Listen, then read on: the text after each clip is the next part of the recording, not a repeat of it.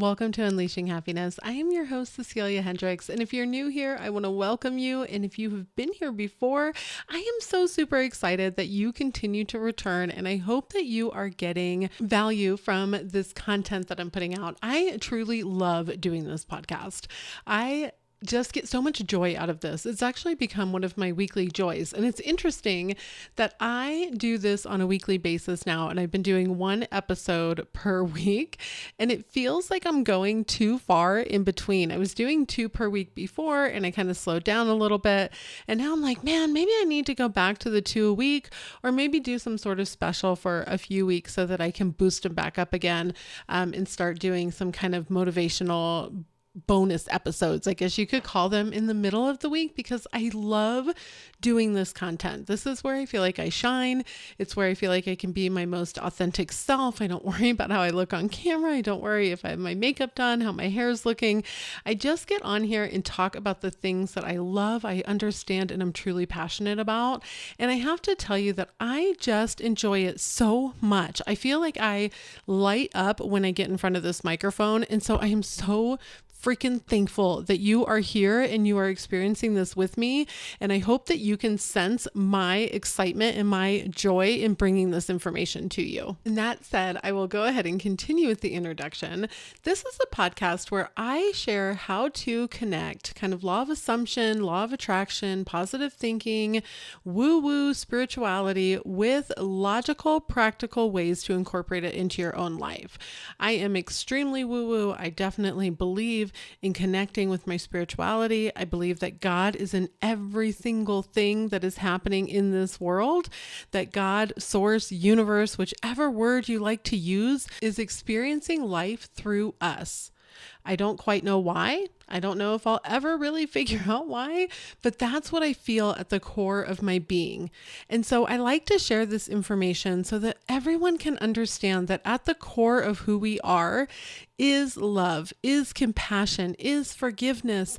And we have the ability to actually create and cultivate a life that we truly love, that we feel good about, be in a body that we feel good about, truly love ourselves, and be able to see the world through a lens of beauty and miracles each and every day.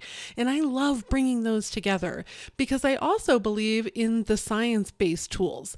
I believe that there are things that we can do in connections that we can make that are just going to make us feel better each and every day.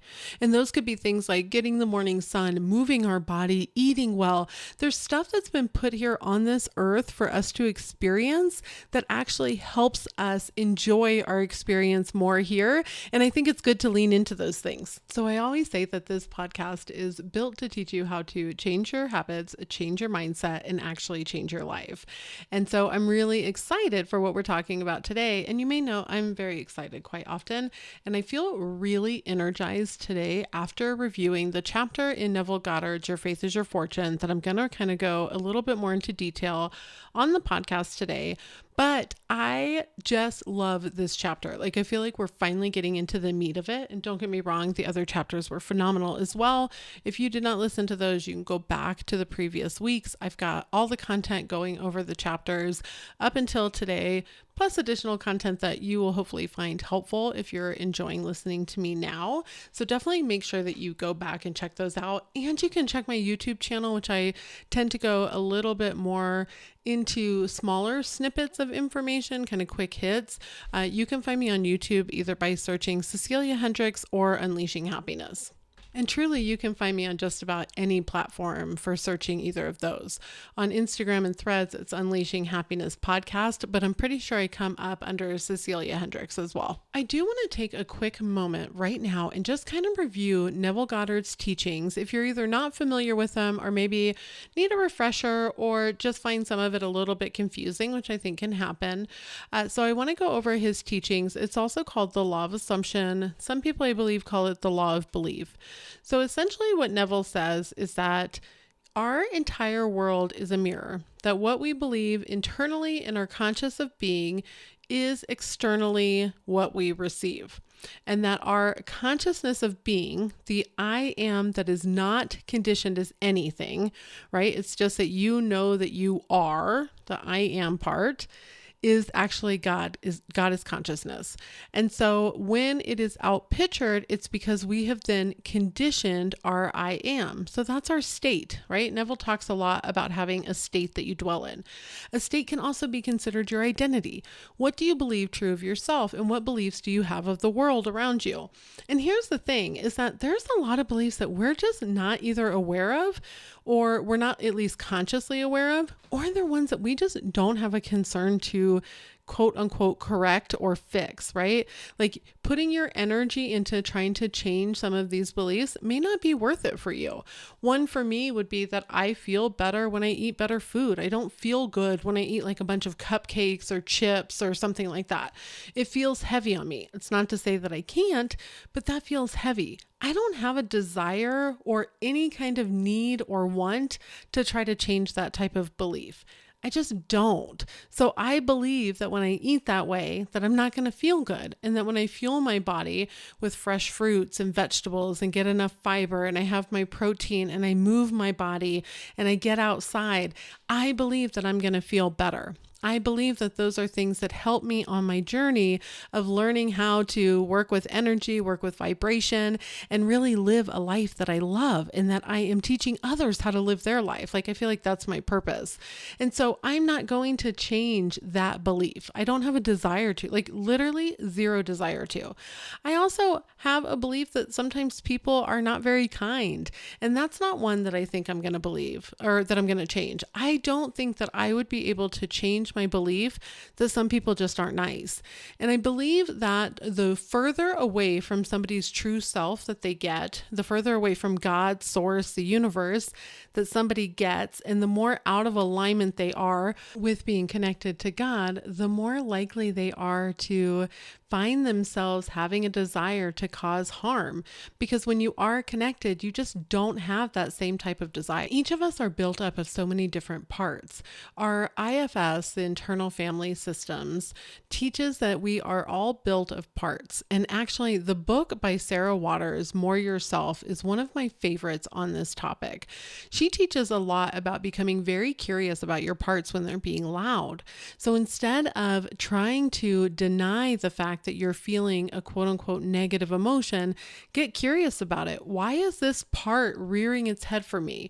If I'm feeling so angry and I'm feeling so upset, or I'm feeling like I want to lash out, why? What is triggering me right now that this so desperately needs to be heard? Because every part of us is only there to protect us.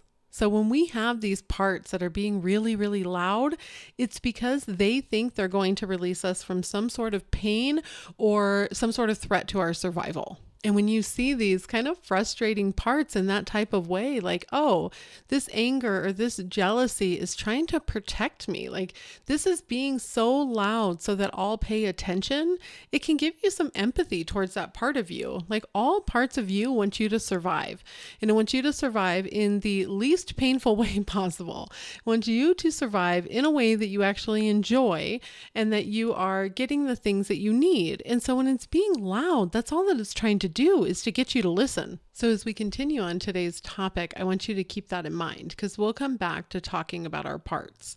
So in chapter 10 of Your Faith is Your Fortune, Neville actually leans into only accepting true what you want to believe, right? Staying on the course. So what you hear, you're starting to learn how to be selective about. And I'm going to go back to that chapter now. So it starts with, man is warned to be selective in that which he hears and accepts as true. Everything that man accepts as true, it leaves an impression on his consciousness and must in time be defined as proof or disproof. Perceptive hearing is the perfect medium through which man registers impressions. A man must discipline himself to hear only that which he wants to hear, regardless of rumors or the evidence of his senses to the contrary. As he conditions his perceptive hearing, he will react only to those impressions which he has decided upon. The law never fails. Fully conditioned, man becomes incapable of hearing other than that which he contributes to his desire. God, as you have discovered, is that unconditioned awareness which gives you all that you are aware of being. To be aware of being or having anything is to be or have that which you are aware of being. Upon this changeless principle, all things rest. It is impossible for anything to be other than that which it is aware of being. Now, I'm going to tell you that when I first started reading Neville Goddard, I was like, what? I do not understand what is happening here.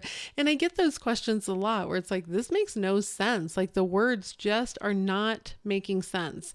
And I have to tell you that the more that I returned to it, the more that I sat in meditation and in prayer, the more it makes perfect sense to me now. And I can actually tie it not only to the woo-woo of being spiritually aware of what you are claiming yourself to be, right? So when we talked earlier about that state, I am is God, or your unconditioned awareness, your state of being that is not conditioned by anything that we have here. It just is, right? And in that state, it's absolutely perfect. And then you condition it. And you're not only conditioning it in positive ways, you're also conditioning it in unwanted ways. You may condition it that people just aren't very nice to you, or you're not very attractive, or you're not funny, or you're not very intelligent, or you're unable to get ahead of life, or you can't do XYZ. There's so many things that you can condition your awareness of. Or you can condition it that you are loved, that you are a parent, that you have a family support system, that you feel good about the person that you are, that you like your body, that you like your face, that you love your smile. It's really up to you, the conditions you're going to place upon yourself. Sometimes that can feel rather blaming, where it's like, well, if I'm picking, why did I pick all this crap? Like, this isn't what I want. And just because you are conditioned currently for things that you don't want does not mean that you consciously chose that or wanted it. Maybe on some type of a level, your soul is learning something more by experiencing this and needing to overcome. I don't really know. I'm a little torn on that one, to be honest. I've heard this as kind of a theory a few times, but I just don't really know. And I've never had anything touch my heart to say that that is truth. So I think part of this is to remember that as humans here experiencing this life that we're experiencing, we're just not perfect, right? But we're able to make choices and learn how to manipulate the energy and the vibrations that are around us to actually create a life that we enjoy much more. And on that note, I did actually want to take a quick moment to share that I have launched 2 digital guides. There are courses that are also coming to my website, and then I'm working on a membership program that I am super, super excited about. So I have been asked a lot for coaching, and I have actually been coaching a few people now, just like a handful to kind of get started. And it's really focused on personal development. How can you develop and work on your own goals so that you can live a life that you want? Not me telling you exactly what to do. And so I created these guides that are very self-paced, extremely affordable. They're listed on my website. I'll put a link down below. One is a 30 Days to Love guide. It's completely self-paced. It's on sale right now for $9.99, and you can grab it. It'll be automatically emailed to you, and then you can start working through it. It's a journal and then also a guide on how to cultivate more love in your life. So whether you're trying to rekindle a relationship, you're looking for your soulmate, or you just want to feel better overall, you can definitely use this guide. So hopefully you will check that out. I'll have the link down below. And then the other one is actually Create a Life You Love as a self-paced guide. So I think it ended up, I don't even remember, 40, 50 something pages, but it is a guide that's got information for you to actually follow a transformational process to change the kind of habits and routines that you're keeping so that you can feel better about your life and start to create new habits, because our habits are framed from our identity. If you're someone who identifies as loving themselves and enjoying their life, your behaviors and your habits and routines are going to be different from someone who feels depressed and is struggling to get out of bed. And so this guide is to help you get to a point that you feel better about the life that you're leading, that you're able to work on your desired outcomes, your wish fulfilled, and start to manifest into your life the things that you really want. That one is on sale for $14.99 right now. So both are extremely affordable. I will put the links down to those below, and be on the lookout for more information about my membership plan. I am like super excited about what I'm putting together. You'll get access to all the courses I'm launching. You'll also get access to group coaching sessions, exclusive information, and then just start to really uncover your blocks and what is limiting you from being able to take this next step forward. I have been so excited and working so hard on this membership. I cannot wait until I can share more. It's definitely open now if you want to get started. There's plenty that I'm already offering, but if you have any questions about it, you can shoot me an email as well. It's unleashinghappiness@ceciliahendricks.com. And that's my little personal PSA side note for all the things that I have coming that I just cannot wait for. I think it's really going to help people start to transform their lives. And like I said earlier, I believe that is my purpose. I believe that is why I'm here, why I'm called to do this, why I keep returning to it when having to learn things that I did not know before, having to like really work on overcoming my own fears. That has been a huge one, right? Is the fear of being seen, and the fear of like, what if people don't agree with me? What if I look silly? What if people who know me at like work or in my personal life think this is ridiculous and that I'm weird? I've had to overcome a lot of that, and it still rears its ugly head up at me sometimes.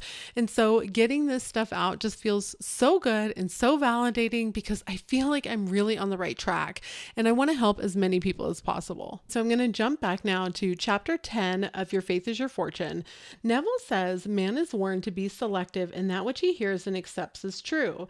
Everything that man accepts as true leaves an impression on his consciousness and must in time be defined as proof or disproof.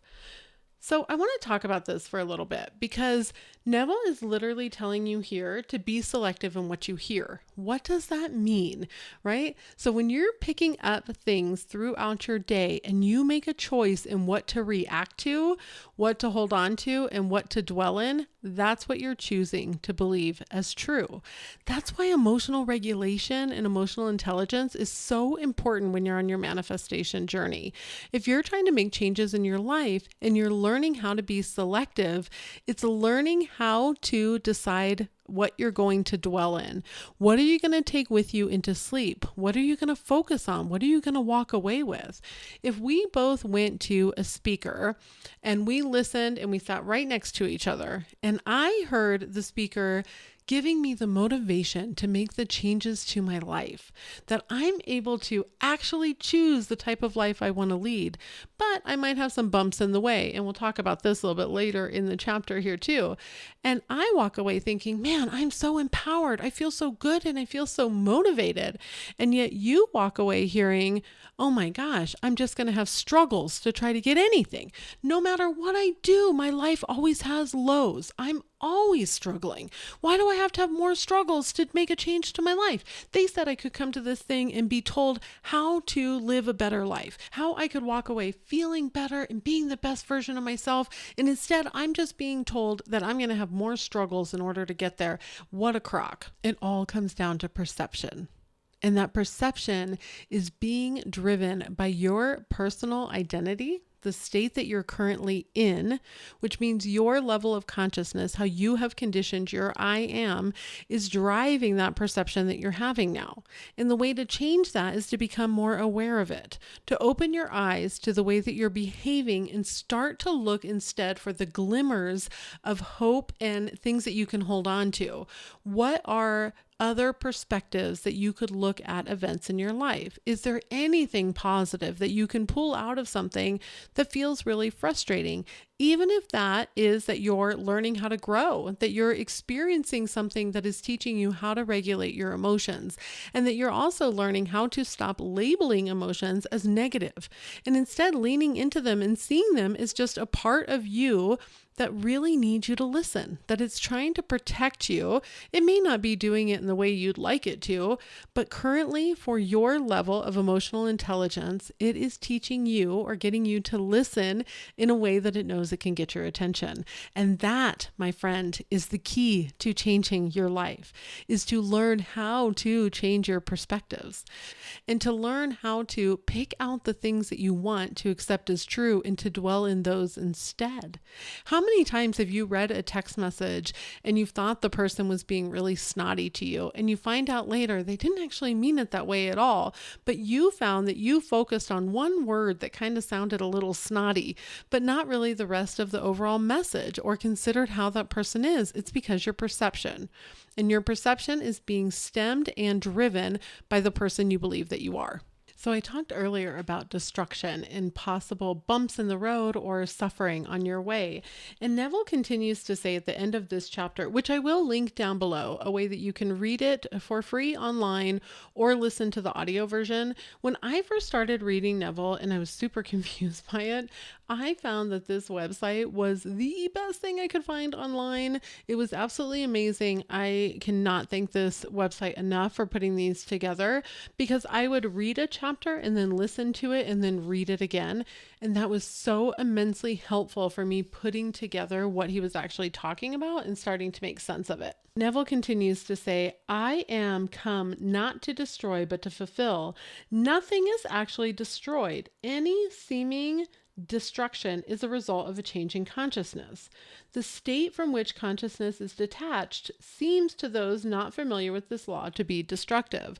In other words, let's say that you're working on becoming the most magnetic, amazing, beautiful version of yourself. You are becoming the it man or woman in your life, right? You walk down the street, you are the main character of your life, which, side note, that is not a selfish or vain thought. Truly, you are the main character of your life. You only experience things from your point of view. You only know 100% of the time what it is that you're doing. 24/7, you're in this body. You're the main character of your show. So you're becoming this person. You're stepping into the identity of being so magnetic and feeling so good about yourself and waking up and taking care of you and having the self-love and the self-concept that is just remarkable and amazing and fulfilling your true purpose of being here. And suddenly your friendships start to crumble and you're like, what is happening? I have been focusing, I've been doing my meditation, I've been journaling, I've been doing vision boards, I'm feeling really good about myself, and my friendships are just crumbling. Like, I don't know what's going on. My best friend doesn't want to talk to me anymore. My boyfriend has left me. Nobody's asking me to go out anymore. Why is this happening? And it can create a time for you to revert back to your old state of consciousness, to drop what you're working on and just revert back out of comfort, right? It can be comforting, even if we're in an area that we don't like and we don't want to stay in. What is familiar can be comfortable. And so you really have to push back your own level of comfort to break to the other side. And sometimes this destruction is happening, but what if it is opening up the doors for so much more? This new person of you, what if you are getting new friendships in and those are kind of falling to the wayside because they're part of your old consciousness? That doesn't mean you have to hate people or be upset with them, but you can allow for those friendships to kind of take their course, live their life, and be done. So sometimes that destruction and that struggle and those bumps in the road that we're seeing, they're really just taking us to the other side. That version of us has to die in order for us to become the new version. We can't take both. That's what it means to serve two masters. You can't take both versions of yourself. There's parts of you that you can keep, right? But when you're really changing your life, you become a new version of you.